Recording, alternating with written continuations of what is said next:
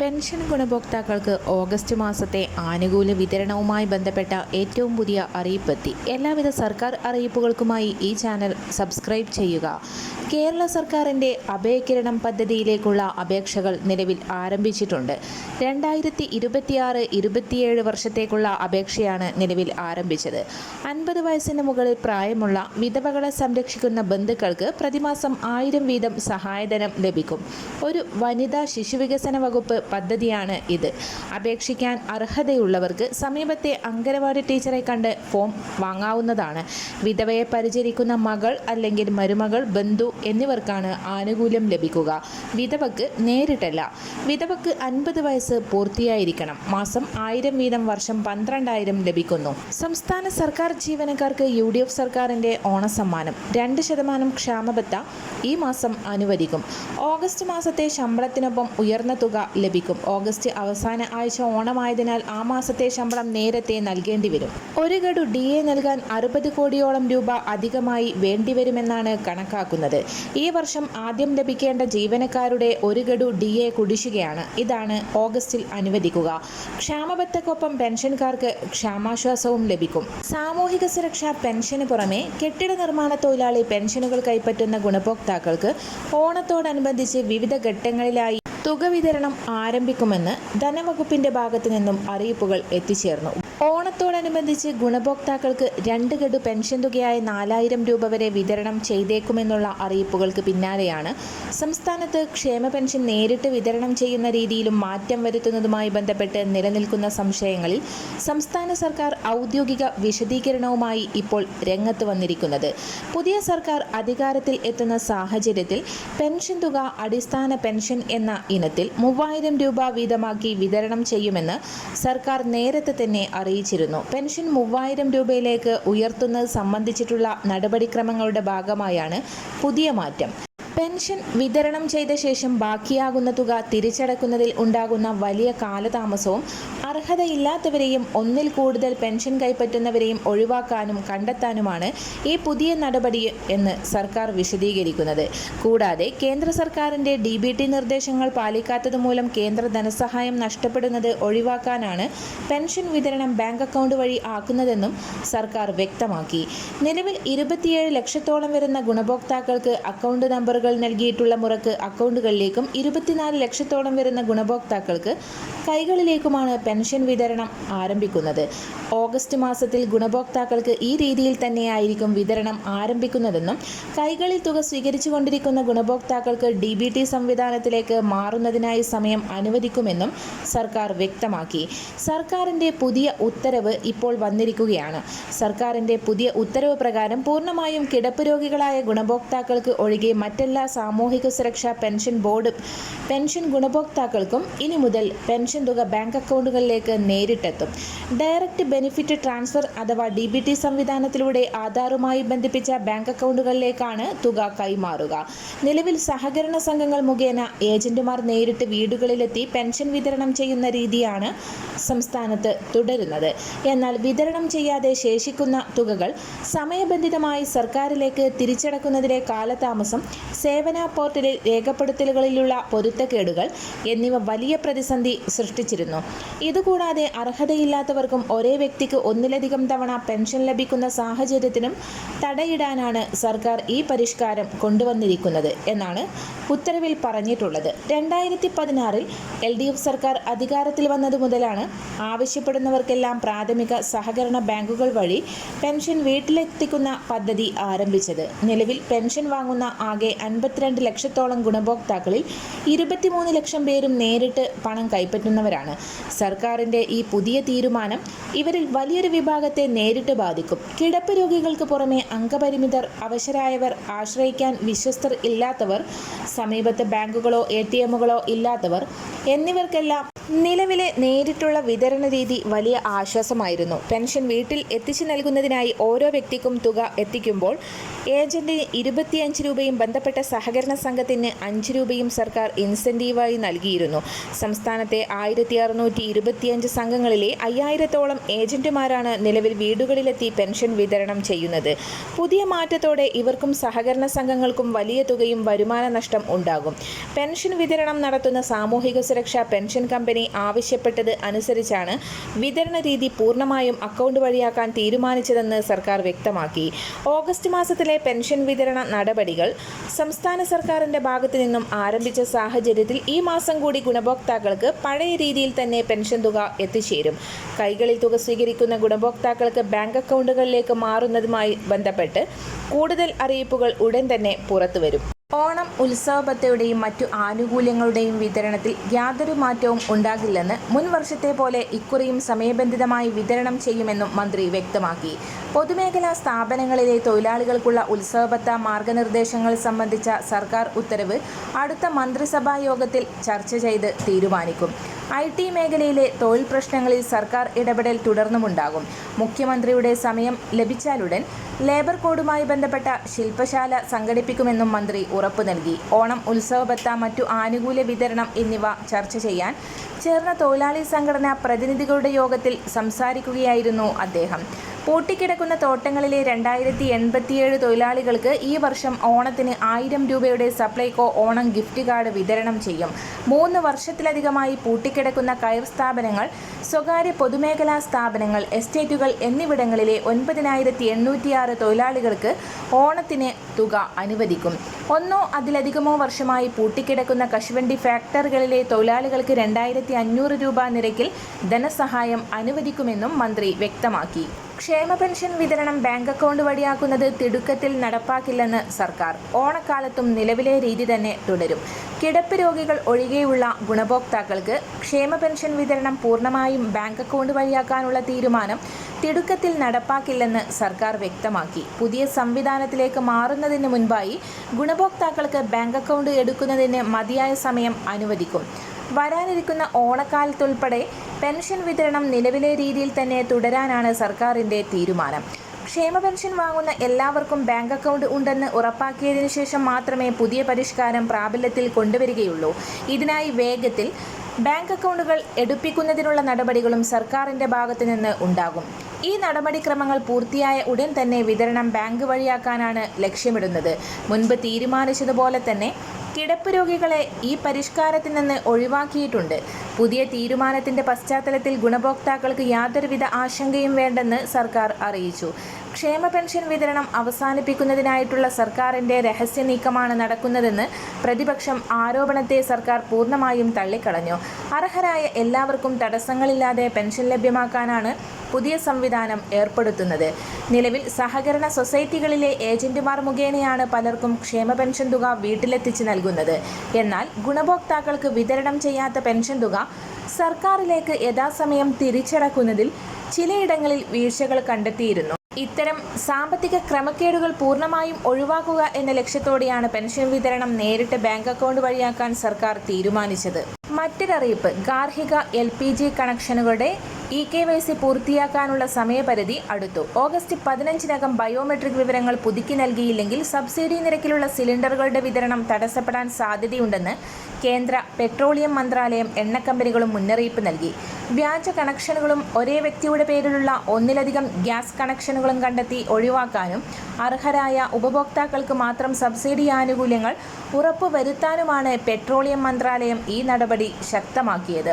നിശ്ചിത സമയപരിധിക്കുള്ളിൽ വേരിഫിക്കേഷൻ പൂർത്തിയാക്കാത്ത ഗുണഭോക്താക്കൾക്ക് തുടർന്ന് വാണിജ്യ നിരക്കിൽ സിലിണ്ടറുകൾ വാങ്ങേണ്ടി വന്നേക്കാം. കൂടാതെ പ്രധാനമന്ത്രി ഉജ്ജ്വല യോജന ഗുണഭോക്താക്കൾക്ക് ലഭിക്കുന്ന LPG സബ്സിഡിയെയും ഇത് പ്രതികൂലമായി ബാധിച്ചേക്കും. എന്നാൽ നേരത്തെ തന്നെ ബയോമെട്രിക് EKYC പൂർത്തിയാക്കിയിട്ടുള്ള ഉപഭോക്താക്കൾക്ക് വീണ്ടും ഈ നടപടിക്രമങ്ങൾ ചെയ്യേണ്ടതില്ലെന്ന് അധികൃതർ വ്യക്തമാക്കിയിട്ടുണ്ട്. ഇന്ത്യൻ ഓയിൽ ആപ്പ് വഴിയും മറ്റ് കമ്പനികളുടെ ഉപഭോക്താക്കൾ അതത് ഔദ്യോഗിക ആപ്പുകളോ വെബ്സൈറ്റുകളോ വഴിയും ഓൺലൈനായി EKYC നടപടികൾ പൂർത്തിയാക്കാം. ഇതുകൂടാതെ അടുത്തുള്ള ഗ്യാസ് ഏജൻസി സന്ദർശിച്ചോ വീട്ടിൽ സിലിണ്ടർ എത്തിക്കുന്ന ഡെലിവറി ജീവനക്കാർ വഴിയോ ബയോമെട്രിക് വിവരങ്ങൾ കൈമാറാനും സൗകര്യമുണ്ട്. ഇതിനായി ഉപഭോക്താവിൻ്റെ ആധാർ കാർഡും രജിസ്റ്റർ ചെയ്ത മൊബൈൽ നമ്പറും ആവശ്യമാണ്. അവസാന നിമിഷത്തെ തിരക്ക് ഒഴിവാക്കാൻ ഉപഭോക്താക്കൾ എത്രയും വേഗം നടപടികൾ പൂർത്തിയാക്കണമെന്ന് ഏജൻസികൾ അഭ്യർത്ഥിച്ചു. മറ്റൊരറിയിപ്പ്. ഓണക്കാലത്ത് വിലക്കയറ്റം നിയന്ത്രിക്കാൻ ജനങ്ങൾക്ക് ആവശ്യ സാധനങ്ങൾ മിതമായ നിരക്കിൽ ലഭ്യമാക്കും. തിരുവനന്തപുരം, എറണാകുളം, കോഴിക്കോട് ജില്ലകളിലാണ് ഓണം മെഗാ ഫെയറുകൾ സംഘടിപ്പിക്കുന്നത്. ഇതിനു പുറമെ 11 ജില്ലകളിൽ ഓഗസ്റ്റ് 16 മുതൽ 25 വരെ ജില്ലാ ഫെയറുകളും 126 നിയമസഭാ മണ്ഡലങ്ങളിൽ ഓണം മാർക്കറ്റുകളും സംഘടിപ്പിക്കും. ഓണത്തിന് മുന്നോടിയായിട്ടുള്ള അവസാന 6 ദിവസങ്ങളിൽ എല്ലാ നിയോജക മണ്ഡലങ്ങളിലും പ്രത്യേക ഫെയറുകൾ നടക്കും. ജനങ്ങൾക്ക് ന്യായവിലയിൽ പച്ചക്കറികൾ ലഭ്യമാക്കിയാൽ സ്റ്റാളുകളും ഫെയറുകളുടെ ഭാഗമാകും. ഓണക്കാലത്ത് വിവിധ പദ്ധതികളിലൂടെ അരിയും ഗോതമ്പും വിപണിയിൽ എത്തിക്കാനാണ് സർക്കാർ ലക്ഷ്യമിടുന്നത്. സെപ്റ്റംബർ മാസത്തെ സബ്സിഡി ആവശ്യമുള്ളവർക്ക് ഓഗസ്റ്റിൽ തന്നെ മുൻകൂർ വാങ്ങാനുള്ള സൗകര്യവും ഒരുക്കും. നീല റേഷൻ കാർഡ് ഉടമകൾക്ക് സാധാരണ വിഹിതത്തിന് പുറമെ 1 കിലോ അരിയും 2 കിലോ ഗോതമ്പും അധികമായി വിതരണം ചെയ്യും. മഞ്ഞ റേഷൻ കാർഡ് ഉടമകൾക്കുള്ള 16 ഇനങ്ങളിൽ സൗജന്യ ഓണക്കിറ്റ് വിതരണം ഓഗസ്റ്റ് മുതൽ ആരംഭിക്കുകയും ഓഗസ്റ്റ് 25-നകം വിതരണം പൂർത്തീകരിക്കുകയും ചെയ്യും. മഞ്ഞ റേഷൻ കാർഡ് ഉടമകൾക്കും ക്ഷേമസ്ഥാപനങ്ങളിലെ അന്തേവാസികൾക്കുമായി 53 കോടി രൂപ സർക്കാർ അനുവദിച്ചു. വിപണിയിലെ പൂഴ്ത്തിവെപ്പും കരിഞ്ചന്തയും തടയാൻ ജില്ലാ കളക്ടർമാരുടെ നേതൃത്വത്തിൽ പ്രത്യേക സ്ക്വാഡുകൾ രൂപീകരിച്ച് ഓഗസ്റ്റ് മുതൽ പരിശോധന ശക്തമാക്കും. വില നിലവാരം നിരീക്ഷിക്കുന്ന പ്രൈസ് മോണിറ്ററിംഗ് സെല്ലിന്റെ പ്രവർത്തനവും കൂടുതൽ കാര്യക്ഷമമാക്കും. ഓണക്കിറ്റ് വിതരണം, വിപണി ഇടപെടൽ, നെല്ല് സംഭരണം എന്നിവയ്ക്കായി കഴിഞ്ഞ 2 മാസത്തിനിടെ 448.05 കോടി രൂപ സർക്കാർ അനുവദിച്ചതായും മന്ത്രി വ്യക്തമാക്കി. സർക്കാരിന്റെ 100 ദിന കർമ്മപരിപാടിയുടെ ഭാഗമായി 50,000-ഓളം റേഷൻ കാർഡുകൾ നൽകാനായിരുന്നു പദ്ധതിയെങ്കിലും 73,024 അപേക്ഷകൾ അംഗീകരിച്ച് പുതിയ റേഷൻ കാർഡുകൾ അനുവദിച്ചു. പുതിയ കാർഡുകളുടെ സംസ്ഥാനതല വിതരണ ഉദ്ഘാടനം ഈ മാസം 3-ന് മുഖ്യമന്ത്രി നിർവഹിച്ചു. നെല്ല് സംഭരണവുമായി ബന്ധപ്പെട്ടിരുന്ന മുൻകാല പ്രതിസന്ധികൾ വലിയൊരളവിൽ പരിഹരിച്ചതായി മന്ത്രി വ്യക്തമാക്കി. ബാങ്കുകളുടെ കൺസോർഷ്യം വഴിയുള്ള വായ്പാ പരിധി 1,600 കോടി രൂപയായി വർദ്ധിപ്പിച്ചിട്ടുണ്ട്. അടുത്ത നെല്ല് സംഭരണ സീസണിന് മുൻപ് കർഷകരുടെ രജിസ്ട്രേഷൻ കൃഷിവകുപ്പുമായി സഹകരിച്ച് പൂർത്തിയാക്കുമെന്നും മന്ത്രി വ്യക്തമാക്കി. സപ്ലൈകോയിൽ സാമ്പത്തിക സ്വയം പര്യാപ്തത നടപ്പിലാക്കുന്നതിന്റെ ഭാഗമായി ഓണത്തിന് ശേഷം പുതിയ മാർക്കറ്റിംഗ് പദ്ധതി നടപ്പാക്കും. പരസ്യ വരുമാനത്തിലൂടെ അധിക വരുമാനം ലഭിച്ച് വരുമാനം ഉപയോഗിച്ച് സപ്ലൈകോയുടെ 13 സബ്സിഡി സാധനങ്ങളുടെ വിതരണം കൂടുതൽ കാര്യക്ഷമമാക്കുമെന്നും മന്ത്രി വ്യക്തമാക്കിയിട്ടുണ്ട്. ആശാ വർക്കർമാരുടെ ഓണറേറിയം 12,000 രൂപ ആക്കിയതിന് പിന്നാലെ ഇൻസെന്റീവിന് ഏർപ്പെടുത്തിയിരുന്ന എല്ലാ മാനദണ്ഡങ്ങളും ഒഴിവാക്കി UDF സർക്കാർ. ഇതോടെ ജോലി ചെയ്യുന്ന എല്ലാ ആശമാർക്കും മാസം 12,000 രൂപ ലഭിക്കും. ഇൻസെന്റീവിന് മാനദണ്ഡങ്ങൾ ഏർപ്പെടുത്തി ഓണറേറിയം പകുതിയായി വെട്ടിക്കുറച്ചിരുന്ന മുൻ സർക്കാരിന്റെ ഉത്തരവാണ് ഇപ്പോൾ പിൻവലിച്ചിരിക്കുന്നത്. Kerala Asha health workers association നൽകിയ നിവേദനത്തിന്റെ അടിസ്ഥാനത്തിലാണ് ആരോഗ്യവകുപ്പ് പുതിയ ഉത്തരവ് ഇറക്കിയത്. 2018 മുതലാണ് ഓണറേറിയത്തിന് 10 മാനദണ്ഡങ്ങൾ ഏർപ്പെടുത്തിയത്. തുടർന്ന് 2025 ഫെബ്രുവരി 10-ന് ആരംഭിച്ച രാപ്പകൽ സമരത്തിന്റെ ഭാഗമായി മാനദണ്ഡങ്ങൾ പിൻവലിച്ചെങ്കിലും അത് മറ്റൊരു രീതിയിൽ ഇൻസെന്റീവിൽ ഉൾപ്പെടുത്തുകയായിരുന്നു. ഈ ഉപാധികളും പിൻവലിക്കണമെന്ന് സംഘടന ആവശ്യപ്പെട്ടു. തുടർന്ന് അന്നത്തെ മന്ത്രി വാക്ക് നൽകിയെങ്കിലും തുടർ നടപടികളൊന്നും ഉണ്ടായിരുന്നില്ല. എംപ്ലോയീസ് പ്രൊവിഡന്റ് ഫണ്ടിനും പെൻഷൻ സ്കീമിനും അടിസ്ഥാനമാക്കുന്ന പരമാവധി ശമ്പള പരിധി 15,000 രൂപയിൽ നിന്ന് 25,000 രൂപയാക്കാൻ കേന്ദ്രം ഒരുങ്ങുന്നു. ധനമന്ത്രാലയത്തിന് കീഴിലുള്ള എക്സ്പെൻഡിച്ചർ വകുപ്പ് ഇതിന് അനുമതി നൽകിയെന്നും മന്ത്രിസഭയുടെ അംഗീകാരം ലഭിക്കുന്നതോടെ നടപ്പാക്കുമെന്നുമാണ് റിപ്പോർട്ടുകൾ.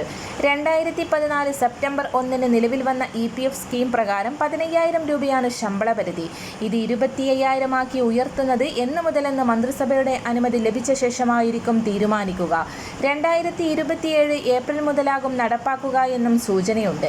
2014 സെപ്റ്റംബർ 1 മുതൽ ജോലിയിൽ പ്രവേശിച്ചവർക്ക് ശമ്പളം എത്ര തന്നെ ഉയർന്നതാണെങ്കിലും 15,000 രൂപയുടെ 12% നിർബന്ധമായും PF-ലേക്ക് അടയ്ക്കേണ്ടത്.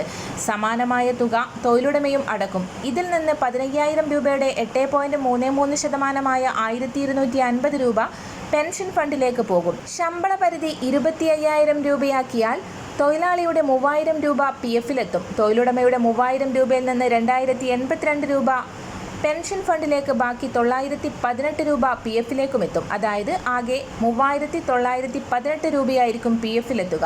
നേരത്തെ തന്നെ EPF-ൽ അംഗമായി തുടരുന്നവർ പെൻഷൻ ഫണ്ടിലേക്ക് പോകുന്ന വിഹിതം 1,250 രൂപയിൽ നിന്ന് 2,082 രൂപയാകും. ഇതോടെ വിരമിക്കുമ്പോൾ ലഭിക്കുന്ന പെൻഷനും ഉയരും. ഓണക്കാല ഉത്സവബത്ത 6,000 രൂപയായി വർദ്ധിപ്പിച്ച് UDF സർക്കാർ.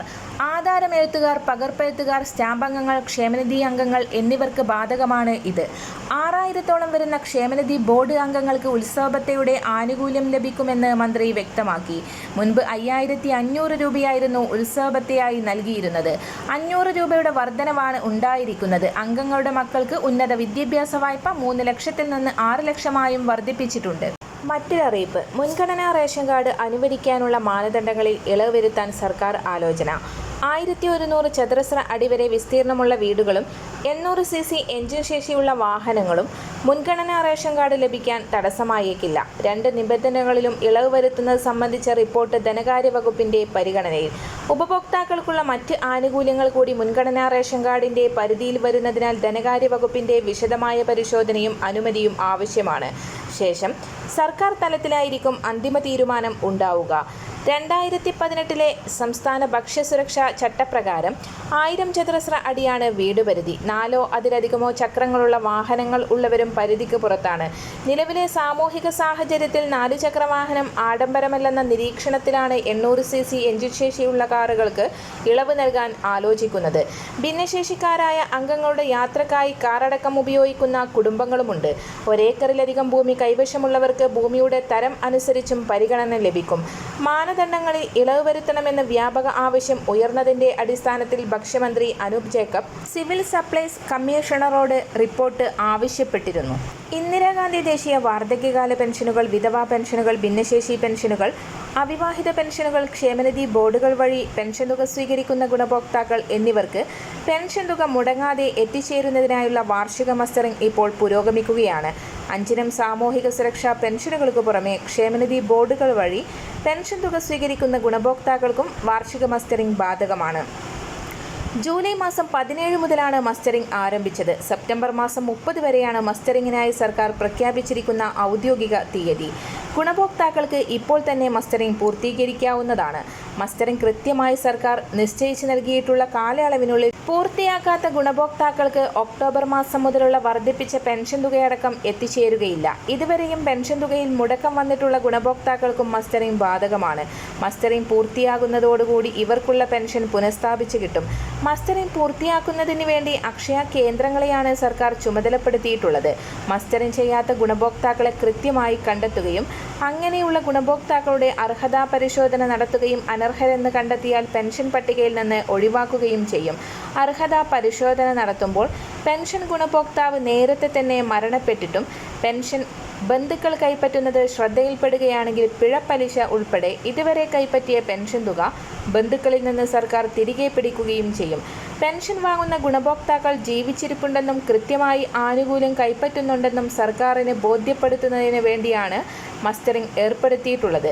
മസ്റ്ററിംഗ് കൂടി പൂർത്തിയാക്കി ഏറ്റവും പുതിയ വിതരണ ലിസ്റ്റിന്റെ അടിസ്ഥാനത്തിലായിരിക്കും വർദ്ധിപ്പിച്ച പെൻഷൻ തുകയടക്കം ഇനി മുതൽ വിതരണം ആരംഭിക്കുക. മസ്റ്ററിംഗിനുള്ള പ്രധാന രേഖ ആധാർ കാർഡ് തന്നെയാണ്. ആധാറുമായി എത്തി അക്ഷയ കേന്ദ്രങ്ങൾ വഴിയാണ് മസ്റ്ററിംഗ് പൂർത്തിയാക്കേണ്ടത്. വീടുകളിൽ പെൻഷൻ കൈപ്പറ്റുന്ന ഗുണഭോക്താവ് കിടപ്പ് രോഗിയാണ് എങ്കിൽ അങ്ങനെയുള്ളവരുടെ വിവരം വാർഡ് മെമ്പർ അല്ലെങ്കിൽ വാർഡ് അക്ഷയ പ്രതിനിധികളെ അറിയിക്കുകയോ ചെയ്താൽ കിടപ്പ് രോഗികളുടെ മസ്റ്ററിംഗും അവർ പൂർത്തീകരിച്ച് നൽകും. ആദ്യഘട്ടത്തിൽ അക്ഷയ കേന്ദ്രങ്ങളിൽ നേരിട്ടെത്തിയുള്ള ആളുകളുടെ മസ്റ്ററിംഗ് ആണ് പൂർത്തിയാക്കുന്നത്. അതിനുശേഷമാണ് ഹോം മസ്റ്ററിംഗ് ആരംഭിക്കുന്നത്. ഹോം മസ്റ്ററിംഗ് ഏറ്റവും ഒടുവിലത്തെ ഘട്ടത്തിലാണ് നടത്തുക. സാധാരണഗതിയിൽ എല്ലാ വർഷവും സ്വീകരിക്കുന്നത് പോലെ തന്നെ അതേ നടപടികളാണ് ഈ വർഷവും സ്വീകരിക്കുക. നിലവിൽ പെൻഷൻ ലഭിച്ചുകൊണ്ടിരിക്കുന്ന മുഴുവൻ ഗുണഭോക്താക്കളും ജൂലൈ, ഓഗസ്റ്റ്, സെപ്റ്റംബർ മാസത്തിലെ പെൻഷൻ തുക മുടങ്ങാതെ തന്നെ എത്തിച്ചേരും.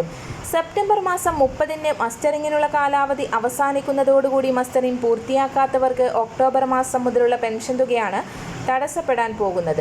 ഓഗസ്റ്റ് മാസത്തിലെ പെൻഷനും മറ്റു ആനുകൂല്യങ്ങളും വിതരണം ചെയ്യുന്നതിലേക്കായി സർക്കാർ കേന്ദ്രത്തിന്റെ ഭാഗത്തു നിന്നും കടമെടുപ്പ് ലേലം നടത്തും.